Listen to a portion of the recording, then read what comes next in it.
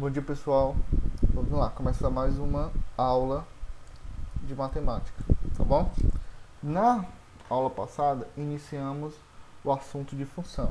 Como calcular uma função, como representá-la em diagrama de flecha, onde eu tenho a imagem, são os números que estão entrando na função. Eu tenho o contradomínio, que são todos os números possíveis de respostas. E dentro do contradomínio eu tenho o conjunto de imagem, que são todas as respostas da função. Essa aula de hoje é bem teórica, com nomenclaturas um pouco difíceis, mas que você tem que aprender, tá? Então eu vou falar aqui algumas nomenclaturas. Que nomenclaturas são essas, professor? São as classificações das funções. Então uma função pode ser classificada de 4 formas que a gente vai ver aqui. Então vamos lá começar. Então as funções podem ser classificadas da seguinte forma.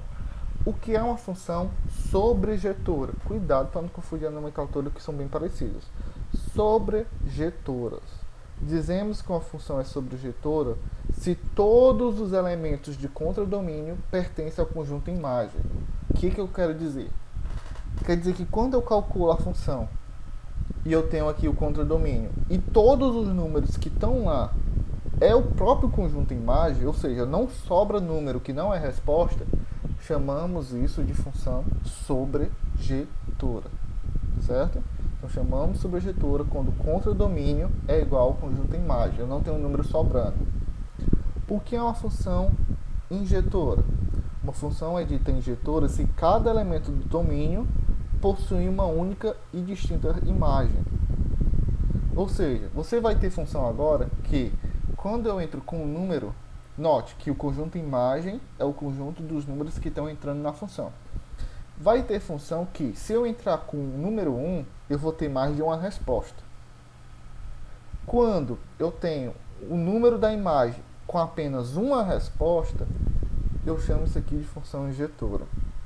Ok? E a função bijetora? Note que são nomes bem parecidos, sobrejetora, injetora, bijetora. Então, o que é uma função bijetora?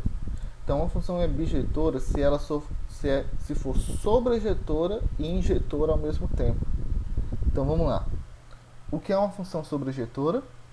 O domínio é igual à imagem. Eu não tenho número sobrando no contradomínio. Contradomínio é igual à imagem. Chamamos de sobrejetora. E o que é uma injetora? É quando uma imagem tem apenas uma resposta. Quando eu tenho esses dois casos acontecendo ao mesmo tempo, chamamos de bijetora. E uma função simples, uma função é dita simples se ela não é injetora e nem sobrejetora. Então, quando eu não tenho uma função sobrejetora, ou seja, eu tenho um número sobrando no contradomínio, e eu tenho uma imagem com mais de uma resposta, eu chamo de função simples. Professor, muito complicado. Vamos ver aqui com desenho. Desenhando fica mais fácil. Então, vamos lá. Lembra o que é uma função sobrejetora?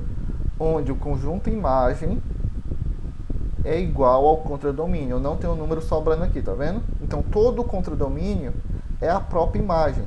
Então, eu tenho uma função sobrejetora. Certo? O que é uma função injetora? Cada elemento da imagem tem apenas uma resposta. Tá vendo? O 0 só dá no 0, o 1 só dá no 2 e assim por diante. Então aqui eu tenho uma função injetora. Ó, exemplo. Ó.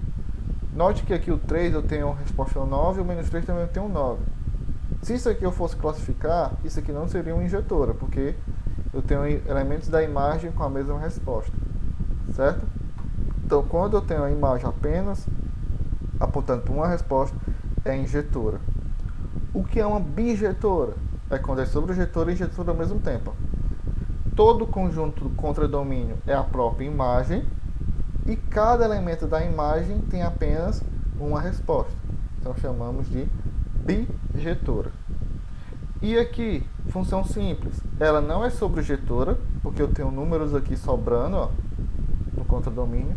E também não é injetora, porque eu tenho aqui elementos distintos da imagem com a mesma resposta. Tá?